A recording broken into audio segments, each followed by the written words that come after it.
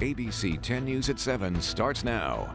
Los Angeles County is once again requiring everyone to wear a mask indoors, even if they're vaccinated. Good evening. I'm Kimberly Hunt. And I'm Steve Atkinson. Officials here in San Diego County say there are no plans to do the same thing here right now. But new at 7, our ABC 10 News reporter Laura Acevedo just talked to a doctor who says you should wear a mask anyway. Laura. Yes, and this doctor tells me that it's the Delta variant that is concerning, saying that he would still advise people to wear their masks indoors regardless of whether or not they are vaccinated. He says that wearing a mask and having the vaccine is the best way to stay safe. Now, earlier this afternoon, the county did send us a statement where they tell us they will continue to follow the California Department of Public Health guidance on masking, which means no mask mandate indoors. They are also urging those who are unvaccinated to get vaccinated. Now, LA County officials say their reason for reinstating this mandate indoors is because of an increase in cases. Now, that local infectious disease specialist that I spoke to, Dr. Christian Ramers, tells me that he understands that people are tired of being told what to do and says it's a personal choice, but he recommends doing it. What we're seeing with this Delta variant is really the rules have sort of changed. You know, the idea that a vaccinated person has no risk of getting COVID was really from the time when Delta variant wasn't around. And we're seeing such transmissibility and actually more and more people that are vaccinated, fully vaccinated, developing COVID, that masks to me are just another tool that we can use to prevent disease and to prevent hospitalization.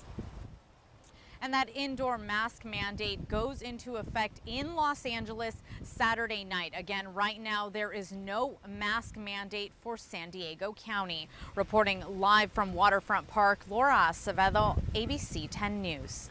Our local cases continue to rise. The county reported 428 new cases today, about 150 more than yesterday, but there were no new deaths reported.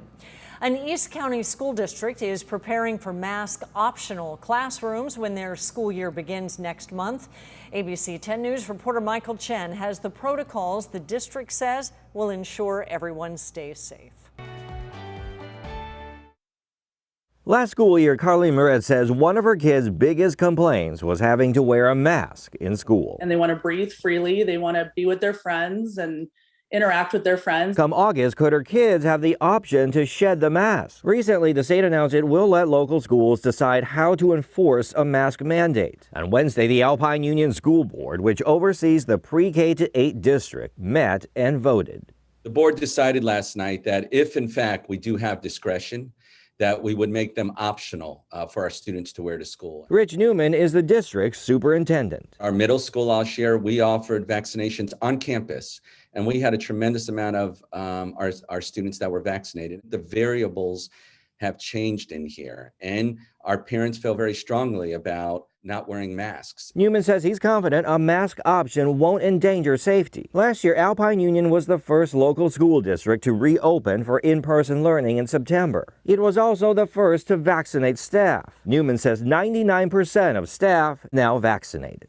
Local context is important. We had strong protocols. Newman points to new hospital-grade ventilation systems in every school, electrostatic cleaning, and extensive contact tracing, which includes assigning bathrooms for each student. Newman says last year protocols led to 0 cases of spread within schools. Protocols included 3 feet of social distancing. This year, it will not be a mandate, but if possible, we'll put spacing in there. The other mandate one district is preparing not to enforce is the mask mandate. Michael Chen, ABC 10 News. A spokesperson for the governor's office told us while local schools have discretion on how a mask mandate is enforced, they do expect it to be enforced. You can stay on top of any new developments with coronavirus by downloading the 10 News app. A free version is available in the App Store. Tonight, the Coast Guard is still looking for whoever was on a boat that caught fire today off the coast of Carlsbad. As our ABC 10 News reporter Jeff Lasky discovered, the owner lives on that boat. Unfortunately, the boat went down before firefighters could get on board to find out if anyone was there. Now, the owner of the boat lives right here along this oceanside dock. In fact, there's a community of people who live on their boats here, and they are all desperately worried, hoping their friend is okay. Around 9:45 Thursday morning, people from Encinitas and Carlsbad began seeing the smoke rising into the air from a boat on fire. Sky 10 got us a closer look as lifeguards from multiple agencies raced out several miles offshore to begin fighting the flames. They're still not sure exactly who or how many people may have been on board, or if they were able to abandon ship before it sank. We do know the boat is called the Relentless. We're not naming the owner at this time, but friends say he's a beloved member of the community here. It's a sad thing that he's lost his boat, but the big thing is that hopefully they plucked him out of the water. That's everything right now. Now, where the boat sank, the ocean is 1,800 feet deep. The Coast Guard tells me they will search through the night if necessary. In Oceanside, Jeff Lasky, ABC 10 News. A new twist in the shooting death of a Lemon Grove pastor. Today, the DA's office says charges will not be filed at this time against the wife who claims she accidentally killed her husband. And ABC 10 News reporter Mimi Alcala talked to a legal expert about where things could go from here. Mimi? Hi, Kimberly, and that legal expert is unrelated to this case, but tells us what could be happening as more evidence is being gathered to determine if there was a motive behind the fatal shooting of that pastor of this church here, or if it was in fact accidental. We will remember Reverend Shepherd for the hope of the gospel message he not only preached but believed. Those are the words of the Pacific Coast Presbytery and the San Diego Reformed Presbyterian Church posted on social media after the death of 29-year-old Noah Shepherd, a local pastor. On Monday, sheriff's deputies say Shepherd was shot and killed in the backyard of his home on Camino de los Palmas in Lemon Grove.